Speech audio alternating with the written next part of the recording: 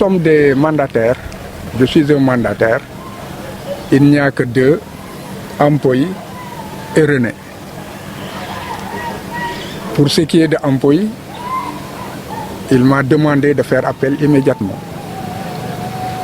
Pour ce qui est de René, tout le monde avait appris qu'il voulait se suicider parce qu'il s'estimait fondamentalement innocent. Je viens de parler à son épouse. Nous ferons tout pour qu'il renonce à ce projet.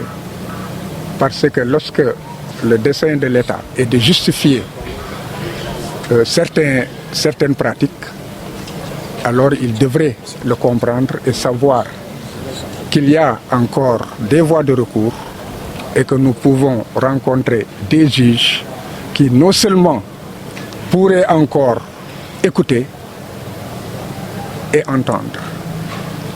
Donc, je vais tout de suite au niveau de la prison pour le ramener à la raison, en espérant qu'il ne mettra pas en œuvre, en fait, ce qu'il avait déclaré.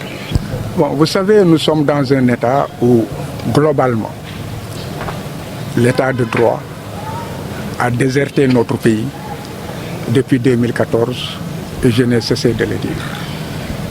Et c'est un État qui apparemment ne connaît que la violence. Un État qui ne recule pas et qui est prêt à la confrontation. Et cela, tout le monde le sait. C'est bien dommage et c'est bien triste, mais c'est la réalité. Donc face à un État pareil, il ne faut pas s'attendre à ce qu'il y ait un apaisement. Et la décision, je respecte beaucoup les juges, mais c'est dommage. Même si je ne dis pas que c'est une décision politique, elle rencontre les aspirations ou les désirs des politiques. Et c'est cela qui discrédite la justice. Aujourd'hui, moi je m'attendais plutôt à ce que ces deux soient blanchis. C'est pourquoi j'ai dit que les juges ont su écouter, mais ils n'avaient pas entendu.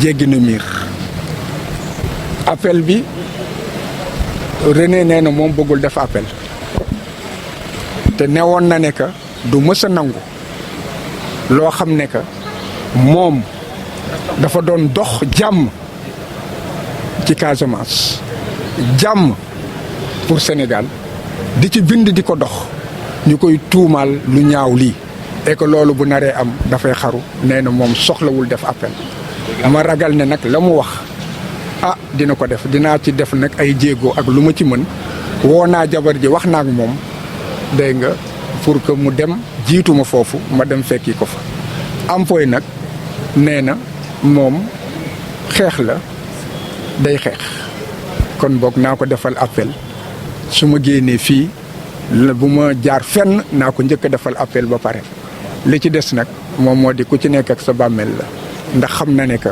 te it ñii nga xam ne que tey jii ñoom war nañu kontaan parce que la ñu bëgg am nañ ko moom moo di sànk ko dégg nga loolu moom jàpp na ne que du ko tere continuer xeex ba fa xeex yem lu mu am jël. loolu amul li tax loolu amul parce que ñi nga xam ne ñoom ñoo doon dox pour que jàmm am ñooñu la ñu tëral dagg seen baat ñeneen ñi moom ñëpp xamoon nañ ne que maanaam décor la woon ret ndax ay béykat ya nga xam ne boo leen xoolee ret xam ne kii yat sax mënuñu koo yor bu ñu nekk dañoo dugg ci digg àll bi jàpp ay waxambaane ne dañ leen di rey loolu xamoon nañ ne ay caaxaan la.